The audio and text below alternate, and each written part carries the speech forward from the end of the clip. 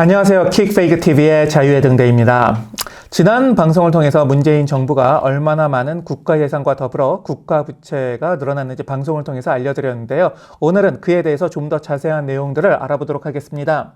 먼저 시작 전에 여러분들이 반드시 알아야 하시는 용어가 있습니다. 지금 먼저 화면을 보시면 화면에 자세히 나와 있는데요. 국가 채무와 국가 부채라는 단어입니다. 사실 그 두 개가 크게 다르지 않은데 왜 이 두 개를 따로 우리가 분리를 해놓고 지금 보는지 모르겠는데요. 국가 채무는 여러분들 보시다시피 중앙정부와 지방정부가 직접 부담해야 하는 빚이고, 국가 부채는 국가 채무에다가 공무원 연금과 군인 연금이 들어간 것이 국가 부채예요. 즉 공무원 연금, 군인 연금, 정부가 반드시 지불해야 되는 금액이죠. 그렇기 때문에 이것까지 합쳐서 국가 부채를 대한민국 전체의 빚으로 보는 것이 맞습니다. 네, 우리가 국가 부채를 볼 때 문재인 정부가 지금 주장하는 부분이죠. 국가 부채는 약 1,000조 원에 육박하고 있고요. 이는 지금 현재 GDP의 약 50%가 조금 못 미치는 부분입니다.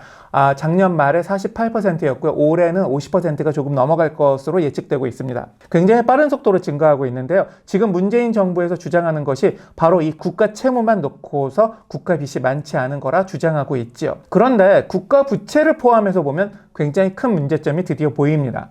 대한민국의 총 부채, 국가 부채는 2,000억 원에 다다르고 있는데요. 이는 대한민국 1년 GDP 작년 기준이죠. 1년 GDP 기준에 지금 전부 육박하고 있습니다. 그리고 올해 말, 2021년 말이죠.는 이 국가 부채가 드디어 대한민국의 총 생산 GDP를 넘어설 것으로 예고되어 있는데요. 물론 국가 부채를 혁신적으로 줄일 수 있는 방법이 있습니다. 방법은 간단해요.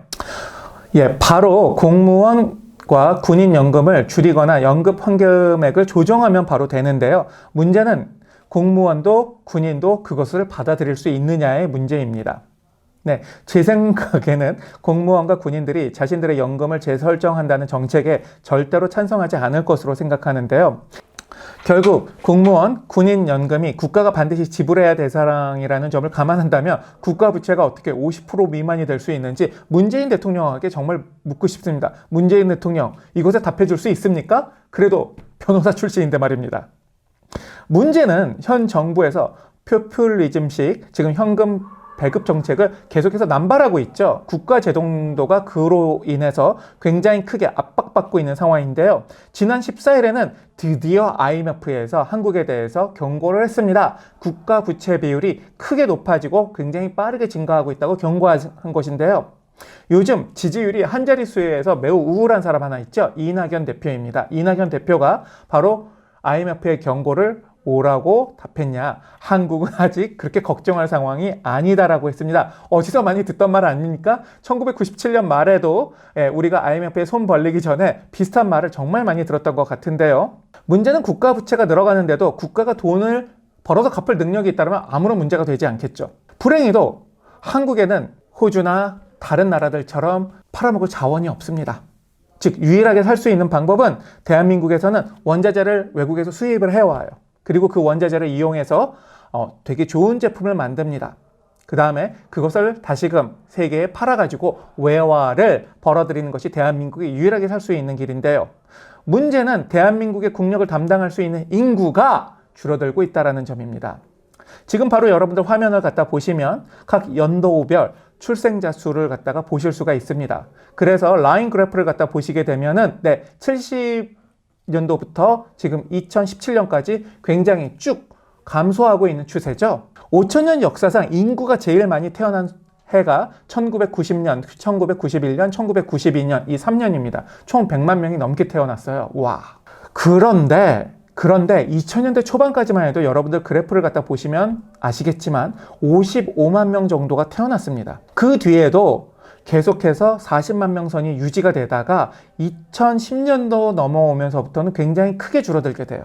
결국 2020년 작년이죠. 신생아 수가 27만 5천 명을 찍게 됩니다. 그런데 작년에 한 해 동안 사망자 수는 30만 명이었죠. 즉 2만 5천 명 인구수가 순수히 감소하게 된 것입니다. 여러분 27만 5천 명, 지금 1970년대, 71년, 72년생들이 이제 50대 초반에 진입을 했는데요. 이들이 고령화가 되는 60세 혹은 70세가 되는 해가 되면 정말 무서워지지 않겠습니까?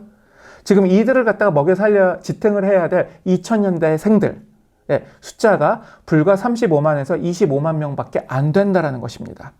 문제는 문재인 정부에서 국가 부채에 이렇게 큰 부담으로 작용하고 있는 공무원 군인연금을 더 악화시킬 수 있다는 것인데요. 문제가 공무원 숫자입니다. 지난 4년간 재임 기간 동안에 무려 9만 명을 문재인 정부는 늘려왔습니다. 이 숫자가 왜 무섭냐면요. 1997년도 말, 즉 IMF 시대를 맞이해서 박근혜 정권 말기인 2017년 말까지 순수 증가한 공무원 숫자는 8만 6천 명밖에 되지 않았습니다. 즉 20년 동안 순 증가한 공무원 숫자는 8만 6천 명이었어요. 그런데 문재인 정부 재임 기간 동안만 4년 동안만 증가한 숫자가 9만 1천 명이 넘습니다. 여기서 끝이 아니에요. 2017년 일자리 정책 5년 로드맵을 발표를 하면서 무려 공무원 숫자를 자기 재임 기간 동안 17만 명까지 늘리겠다라고 했는데요. 17만 명을 더 늘리겠다. 이게 제정신입니까? 새로운 일자리를 만들 자신이 없으니 그냥 빚내서 없는 일자리를 갖다가 만들겠다라고 하는 것 같은데요. 네, 우리는 이게 왜 위험한 것인지 대표적으로 유럽의 그리스에서 볼 수 있습니다. 그리스의 발자취를 갖다 보면 한국의 미래가 보이는 것 같아요. 그리스는 과거에 강성노조의 정말 심한 파업으로 인해서 그들의 집단 이기적인 행동으로 인해서 제조업 일자리가 완전히 없어지게 됩니다. 그 결과 그리스 정부는 선거 때만 되면 공무원 일자리를 갖다가 크게 늘려왔습니다. 나중에는 한 명의 업무 분량으로 4명까지 쪼개게 돼요. 즉, 한 명이 할 수 있는 일을 위해서 4명을 채용을 했다는 것입니다. 그러면서 국가 세금을 엄청나게 낭비를 했죠. 그리고 그 공무원들에게 임금과 연금을 주기 위해서 바로 했던 행동이 무엇이냐? 이웃 국가로부터 돈을 빌리는 행동이었습니다.